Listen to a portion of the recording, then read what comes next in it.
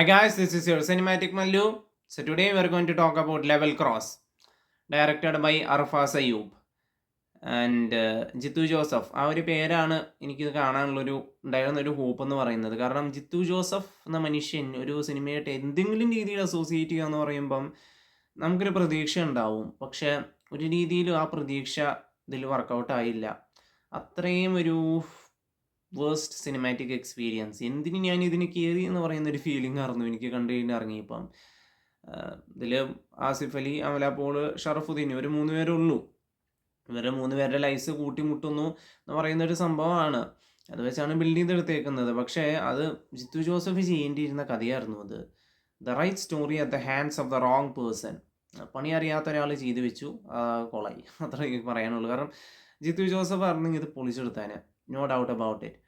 ഇത് തുടക്കത്തിൽ the cinema is എന്താ പറയുക സക്സസ്. അതായത് ആ ഒരു ഇത് സിനിമയുടെ തുടക്കത്തിൽ എഴുതി കാണിക്കുന്നതോളം നിഗൂഢതകളും അല്ലെങ്കിൽ എന്താ പറയുക രഹസ്യങ്ങളും ഒക്കെ ഒളിഞ്ഞിരിക്കുന്ന ആ ഒരു സ്ഥലത്തിലേക്ക് പ്രേക്ഷകന് എത്തിക്കാൻ സിനിമയ്ക്ക് സാധിക്കുന്നുണ്ട്.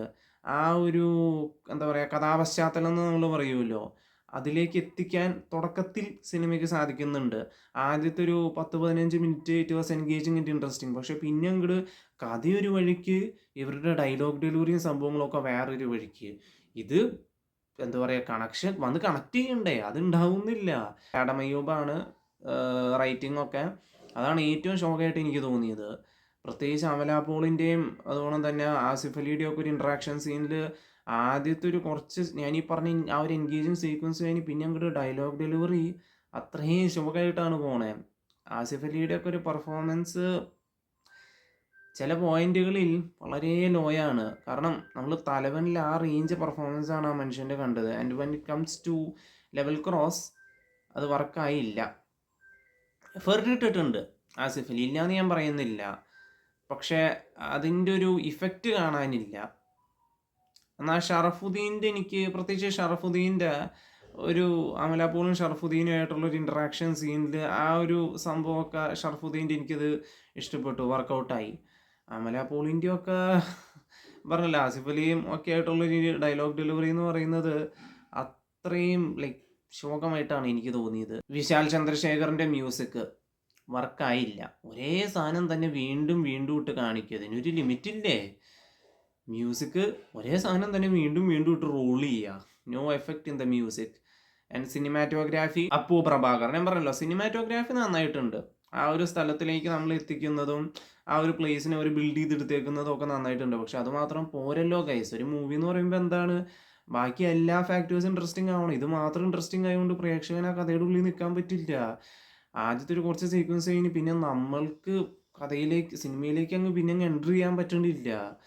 ആസ് എ പ്രേക്ഷകൻ ഞാൻ പിന്നെ പുറത്ത് നിൽക്കുമായിരുന്നു, കഥയുടെ പുറത്ത് നിൽക്കുമായിരുന്നു. അങ്ങനെയല്ലല്ലോ. പിന്നെ എഡിറ്റർ ദീപു ജോസഫ്, അതൊക്കെ നന്നായിട്ടുണ്ട്.